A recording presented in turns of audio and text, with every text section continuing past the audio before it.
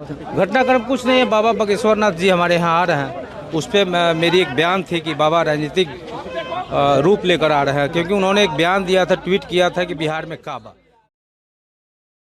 बिहार में हम लोग उनको स्वागत करेंगे। बागेश्वर धाम बाबा आ रहे हैं, लेकिन हम लोग तो स्वागत करने के हैं, लेकिन बहुत लोग जो है बखुला भी काबा पूरे देश के लोग जानते हैं, एक राजनीतिक स्टंट है। बिहार में काबा का मतलब राजनीतिक स्टंट। सब लोग आएंगे। आप बागेश्वर बाबा तो सांप्रदायिकरण के लिए जाने ही जाते हैं।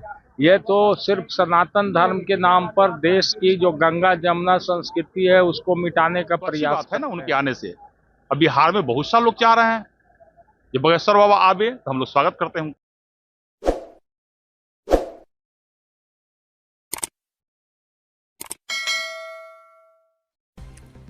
देश के चर्चित कथावाचक बागेश्वर धाम सरकार के पीठाधीश धीरेन्द्र कृष्ण शास्त्री फिर बिहार आ रहे। बागेश्वर बाबा 5 दिवसीय दौरे पर बिहार के गोपालगंज के भोरे प्रखंड के हुसेपुर पंचायत के रामनगर गांव में स्थित राम जानकी मठ के परिसर में रहेंगे। 6 मार्च से 10 मार्च तक पंडित धीरेन्द्र कृष्ण शास्त्री हनुमत कथा करेंगे। इसकी जानकारी बागेश्वर धाम सरकार ने खुद अपने सोशल मीडिया अकाउंट पर वीडियो डालकर जानकारी दी है। भोरे के रामनगर में 6 मार्च को प्रस्तावित कार्यक्रम को लेकर धीरेन्द्र शास्त्री ने सोशल मीडिया पर मजाकिया अंदाज में कहा कि बिहार में काबा बागेश्वर बाबा बा।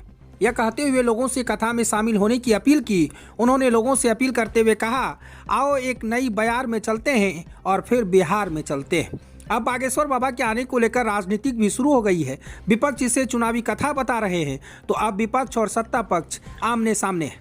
आरजेडी के कई विधायक ने कहा, इस साल विधानसभा चुनाव होने वाले हैं, प्रधानमंत्री आ चुके हैं, बहुत सारे लोग आएंगे। बागेश्वर धाम धीरेन्द्र कृष्ण शास्त्री आ रहे हैं, वो ध्रुवीकरण के लिए जाने जाते हैं।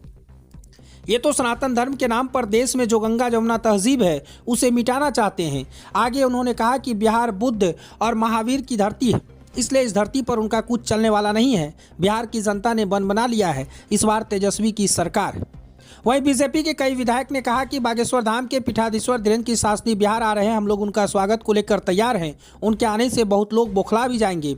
सनातन धर्म का प्रचार हो रहा है तो यह अच्छी बात है, सभी लोग खुश हैं, बहुत लोग चाह रहे हैं कि वो आए। आपको बता दें कि कथावाचक पंडित धीरेन्द्र कृष्ण शास्त्री 6 मार्च से 10 मार्च तक गोपालगंज में रहेंगे। भोरे के रामनगर स्थित श्री राम जानकी मठ में हनुमान जी पर कथावाचक करेंगे और चर्चा करेंगे। बताया जा रहा है कि 5 मार्च को कलश शोभा यात्रा यानी आज कलश शोभा यात्रा निकाली गई। इसके बाद 6 से 10 मार्च तक हनुमत कथा का आयोजन किया जाएगा।